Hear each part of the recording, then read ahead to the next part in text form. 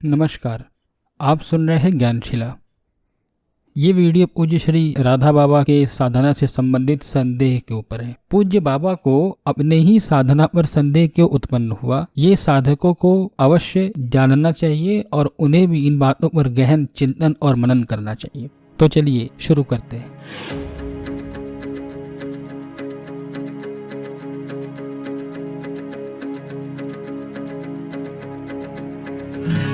देखिए, आजकल शास्त्र प्रमाणित बातों को न कहने का एक प्रचलन सा चल गया है।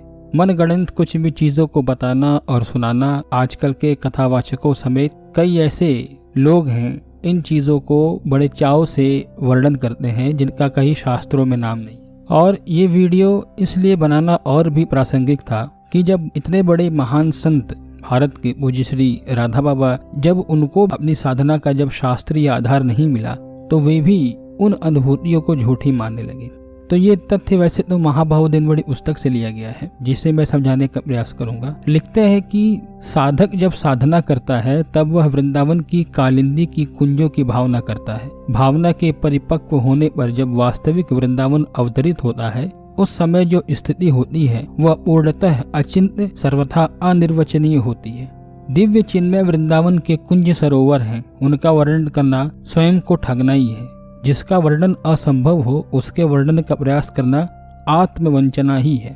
पूज्य राधा बाबा को श्री कृष्ण स्वरूपिणी श्री यमुना महारानी का रस प्रवाहिणी नदी के रूप में भी चिन्मय व्रज में दर्शन होता था, और सखी रूप में जब वे मूर्त सदेह प्रकट होने की भी प्रार्थना करते थे और वे प्रकट भी हो जाती थी। वे जब पूज्य राधा बाबा के सम्मुख सदेह प्रकट होती थी तो हाथों में कमल की माला लिए होती थी। वह माला वे बाबा के भाव देह को समर्पित कर देती थी और उस माला को बाबा अपने भाव देह के सम्मुख ज्यों ही श्री कृष्ण प्रकट होते, वन में गोचरण कर उनके निवास में आते, उनको पहना दिया करती। यह क्रम 2-3 वर्ष तक चलते रहा। इस तरह की अनुभूतियां उनको होती रही। पूज्य बाबा कहा करते थे कि श्री यमुना जी ने ही अनुभूति देकर मुझे उनके तट के निकटवर्ती एक कुंज में रख दिया था, जिसमें मैं तब तक रहा जब तक श्री कृष्ण ने मुझे भगवती राधा रानी से मिला नहीं दिया। उसके पश्चात तो मैं राधा रानी के संग ही रहता था। जब तक पूज्य बाबा को श्री राधा रानी का प्यार नहीं मिला, वे भगवती यमुना एवं भगवती तुलसी की कृपा पर ही अवलंबित थे। ये सभी बातें पूज्य बाबा के भाव देह की हैं। पूज्य बाबा उसका शास्त्रीय आधार खोजना चाहते थे। पूज्य बाबा का मन ऐसा था कि जब तक उन्हें अपने भाव का शास्त्रीय आधार नहीं मिला, वे उसकी सत्यता पर ही संदेह करने लगे।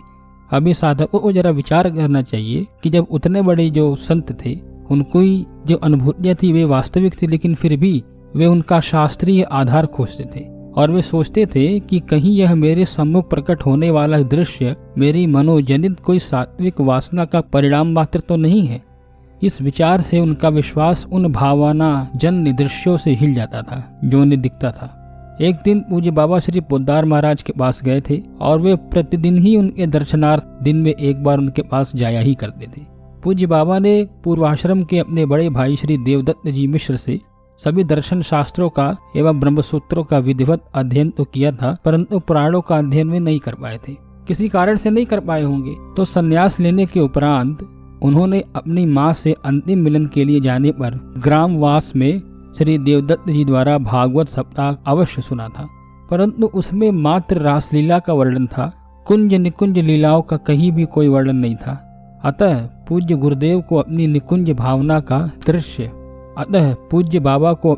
भावना का अब तक कोई शास्त्रीय आधार समझ में नहीं आ रहा था। जब पूज्य बाबा श्री पोद्दार महाराज के दर्शनार्थ उनके पास गए तो वे पद्म पुराण देख रहे थे। पोद्दार जी, उन दिनों गीता प्रेस से संक्षिप्त पद्म पुराण छापे जाने की बात चल रही थी।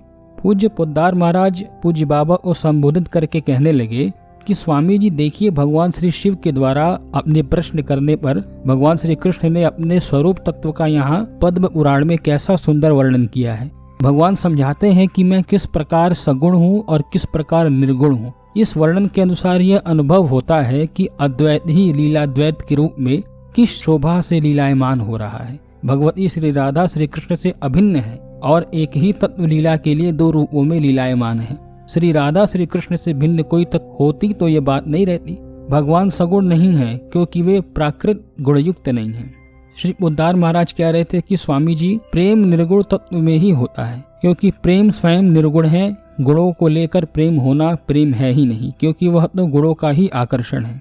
इसके बाद श्री पोद्दार महाराज ने बाबा को पद्म पुराण का अंश पढ़ने को दिया। पूज्य बाबा पद्म पुराण के पाताल खंड को अपनी कुटिया पर ले आए। वे पाताल खंड पढ़ने लगे। इसमें 3 इतिहास है। पहला है भगवान व्यास देव का, दूसरा है भगवान शंकर का, और तीसरा श्री शंकर पार्वती संवाद है।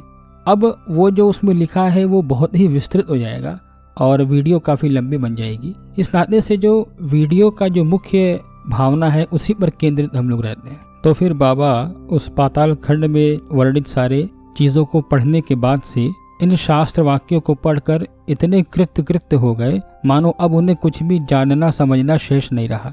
जैसे समुद्र में डूब जाने पर ऊपर नीचे बाहर भीतर जल ही जल उपलब्ध होता है, उसी प्रकार पूज्य बाबा को आगे पीछे ऊपर नीचे श्री कृष्ण ही श्री कृष्ण एवं उनका लीला सिंधु दिखने लगा।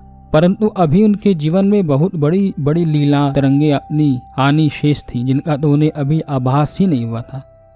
पूज्य बाबा को पद्म पुराण में ही अष्टकालीन लीला का अत्यंत सुंदर क्रम भी प्राप्त हो गया, जिसके लिए उनका मन अतिशय लालायित था। वह अष्टकालीन लीला क्रम ही प्रारंभ में उनकी रस साधना का प्रमुख अंग रहा है।